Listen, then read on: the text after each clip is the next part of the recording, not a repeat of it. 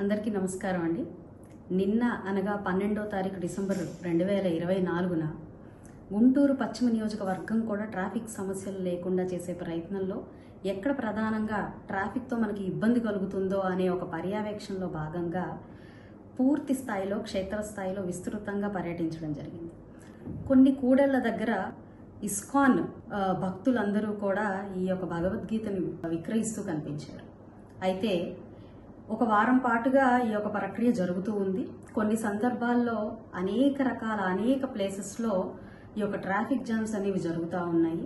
దాదాపుగా పావు గంట పాటు నా కారు, అదేవిధంగా వెనకాల స్కూల్ బస్సులు, అదేవిధంగా ఆ వెనకాల ఉన్న అంబులెన్స్ కూడా చిక్కుకొని తీవ్ర స్థాయిలో ట్రాఫిక్ అసౌకర్యం కలిగించే విధంగా నేను గమనించడం జరిగింది.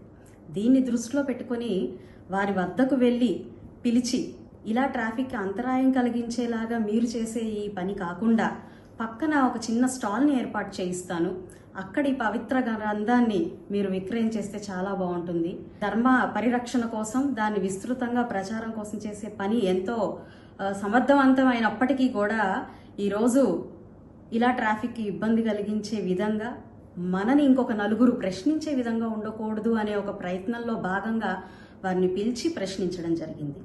అయితే ముందుగా అసలు ఇస్కాన్ అనే సంస్థకి ఇలా క్రయ విక్రయాలు ప్రక్రియ ఉందా లేదా అనే ఒక అనుమానంతో నేను గుంటూరు ఇస్కాన్ వారికి, అదేవిధంగా విజయవాడ ఇస్కాన్ వారికి కాల్స్ చేసి మీరు దీన్ని ఇలా చెయ్యాలి, విస్తృతంగా మీరు దీన్ని ప్రచారం చెయ్యాలి అని కోరారా, రాష్ట్రంలో పలు ప్రాంతాల్లో ఇలా జరుగుతుంది అని నా దాకా వచ్చాయి, ఇది మీ యొక్క ఇనిషియేషనా అని చెప్పి నేను వాళ్ళని అడగడం జరిగింది.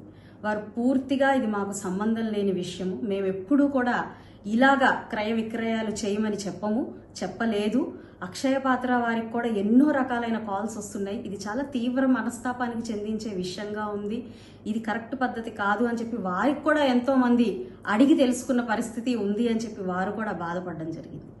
ఈ అన్నిటినీ మనసులో పెట్టుకుని, దృష్టిలో పెట్టుకుని ఆ రోజు ఏదైతే ఉందో ఒక కూడలిలో వారిని పిలిచి మీరు చేస్తున్న ఈ ప్రక్రియ సమంజసమేనా, ఇలా ప్రజలకు అసౌకర్యం కలిగించడం సమంజసమేనా, మన ధర్మం ఇదేనా మనకి నేర్పిస్తున్నది అని చెప్పి వాళ్ళని ప్రశ్నించడం జరిగింది. అయితే దీన్ని కొన్ని ఛానల్స్ వాళ్ళు చాలా డైవర్ట్ చేస్తూ ఇది మతపరమైన సమస్యగా దాన్ని పరిగణిస్తూ ఈరోజు నా మీద ఒక దుష్ప్రచారాన్ని చాలా విస్తృతంగా వీడియోస్ రూపంలో అనేక ప్రాంతాలకి పంపిస్తూ, అనేక ధర్మ సంఘాలకి పంపిస్తూ దీన్ని చాలా సైడ్ ట్రాక్ చేస్తూ ఉన్న క్రమంలో ఒక ప్రెస్ మీట్ పెట్టి మా సోదరులందరితో కూడా మాట్లాడాలి అని అనుకున్నాను. అయితే మా యొక్క హస్బెండ్ మాలధారణ చేసి ఆ విరమణలో భాగంగా శ్రీశైలం రావాల్సి వచ్చిన నేపథ్యంలో డైరెక్ట్గా మీడియా మిత్రులతో మాట్లాడలేని పరిస్థితుల్లో ఈ యొక్క వీడియోని మీ ముందుకు తీసుకొస్తూ ఉన్నాను. ఇక్కడ ప్రజల అసౌకర్యాన్ని మాత్రమే ప్రశ్నించడం జరిగింది తప్ప ఏ ఒక్క ధర్మ విషయంలో కానివ్వండి, మత విషయంలో కానివ్వండి నేను ఎలాంటి సంకేతాలని ఇవ్వదలుచుకోలేదు, ఎలాంటి ఆక్షేపణని నేను కలిగింపజేయలేదు. అయితే ఇస్కాన్తో నాకున్న అనుబంధం చాలా పవిత్రమైంది, గొప్పది, చాలా లోతైనది.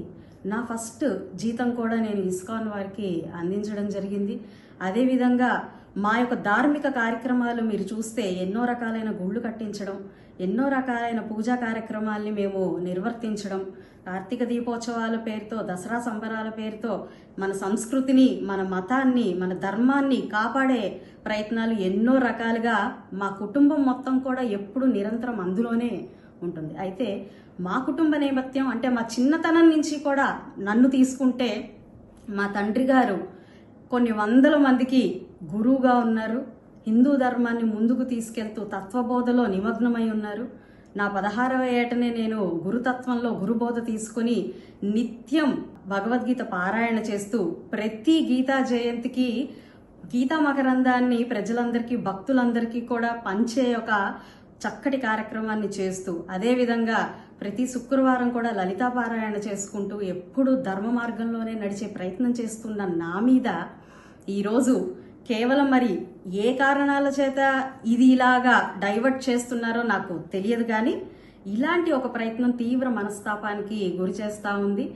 ధర్మ మార్గంలో ప్రయాణించాలి, ధర్మాన్ని ముందుకు తీసుకెళ్లాలి అని చెప్పి నిరంతరం మనసులో ఉంచుకుని అదే పద్ధతిలో వ్యవహరిస్తున్న మాలాంటి మా కుటుంబం లాంటి వాళ్ళ మీద ఈ రోజు ఇలా నిందలు మోపడం అనేది నిజంగా చాలా బాధాకరమైన విషయం.